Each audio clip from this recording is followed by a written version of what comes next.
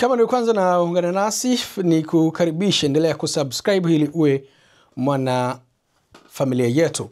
Leo Rais wa Zanzibar na mwenyekiti wa Baraza la Mapinduzi amepata nafasi ya kuapisha mawaziri 16 ambao amewateua hivi karibuni.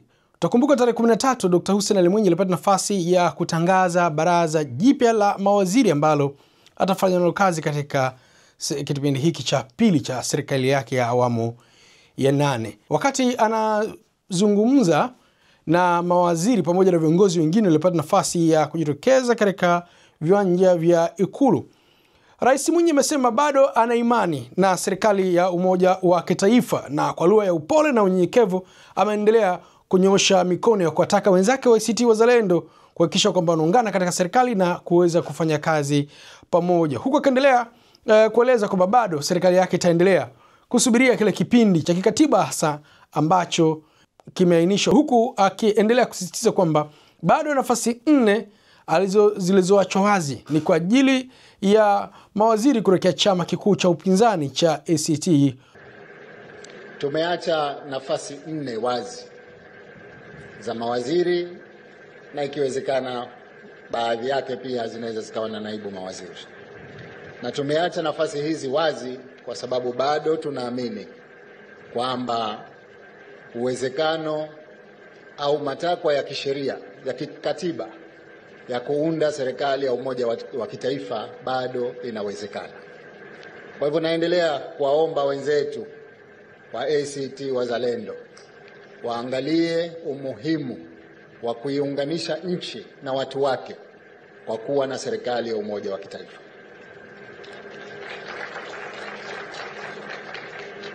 Jinsi wanavyopatikana idadi ni kama mnavyotambua, kuna formula inayotumika, nayo ni idadi ya viti ambavyo chama kimepata, unazidisha kwa idadi ya wizara zilizokuwepo, unagawa kwa majimbo yaliyokuwepo ambayo ni 50.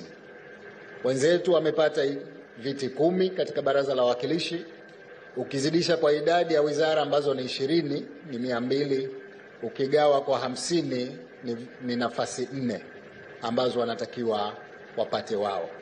Nimeziacha kwa sababu bado tuna kila sababu ya kuamini kwamba serikali ya umoja wa kitaifa ina maslahi kwa nchi yetu, na kwa hivyo tuendelee kuzungumza ili tufikie mwafaka wa kuunda serikali ya umoja wa kitaifa. La pili ni uamuzi wa kuweka wizara mpya 2, na kama nilivyosema si mpya kabisa, bali kwa umuhimu wake tumeona ziwe kama wizara kamili. Wizara ya Vijana, Ajira na Uwezeshaji. Hili ni kwa sababu wakati wa kampeni nilisikia kilio cha vijana juu ya uwezekano wa kuwapatia ajira na juu ya uwezekano wa kuwawezesha kiuchumi. Kwa hivyo tumeunda wizara hii ifanye kazi hiyo. Kwa kuna kazi maalumu ya kuhakikisha vijana wetu wanapata ajira na vijana wetu wanawezeshwa kiuchumi. Lakini ya pili ni mawasiliano, teknolojia ya habari na ubunifu. Wizara hii ina umuhimu sana katika dunia ya sasa. Dunia ya sasa inakwenda kidijitali. Hatuwezi kuendelea kufanya mambo kizamani. Lazima sasa hivi huduma zote za serikali zitolewe kwa mtandao. Lazima sasa hivi makusanyo yote ya fedha za serikali yakusanywe kimtandao.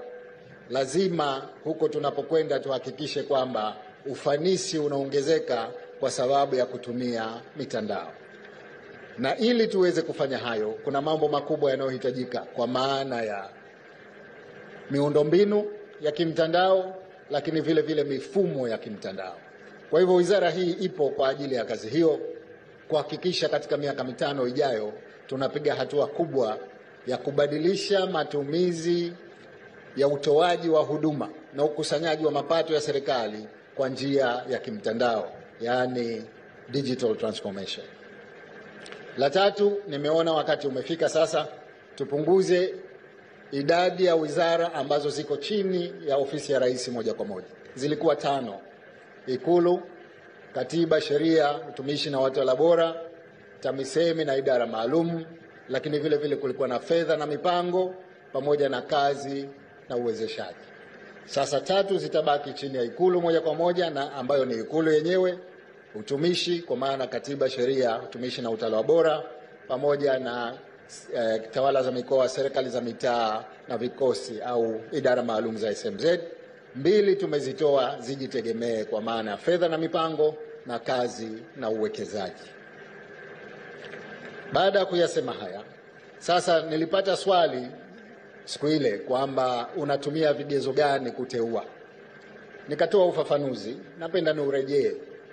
Kwa kweli tunaangalia mgawanyo wa kimikoa kwanza.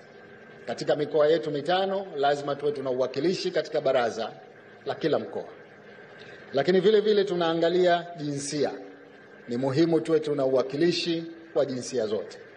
Tunaangalia uzoefu, tunaangalia elimu, lakini vile vile tunaangalia utendaji. Wapo ambao wamefanya kazi katika baraza lililopita na ambao wapya tutawapima kuanzia sasa. Waliotangulia wao wanajua, nimeshawaambia kwamba nataka kasi ile isiwe ile, tuwe tuna kasi mpya huku katika awamu hii ya pili ya serikali ya awamu ya 8.